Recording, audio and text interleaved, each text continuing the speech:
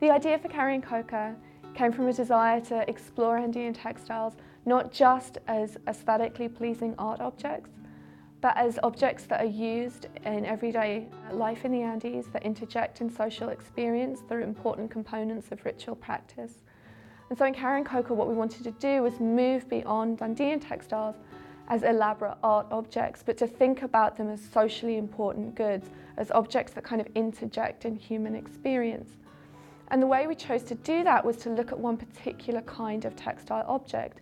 And these are small personal bags. They're often very elaborately crafted and they're worn by an individual.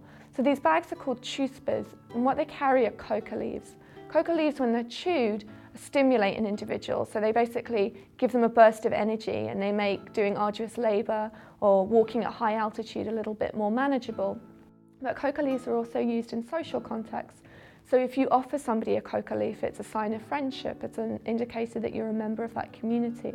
And coca leaves are used in ritual contexts. So they're offered to the mountain gods, they're offered to spirits, they're buried with the dead and so forth. And so chuspas essentially represent the intersection of these two very important cultural components of Andean life, woven textiles and coca leaves. And in carrying coca, we've selected approximately 30 objects to show this story through space and time. We introduce the visitor to the variation evident in these different kinds of objects. So when the visitor comes to carrying coca, what they will learn about is this long-standing history of chuspas, and we situate these chuspas in the dual history of coca leaves and woven textiles.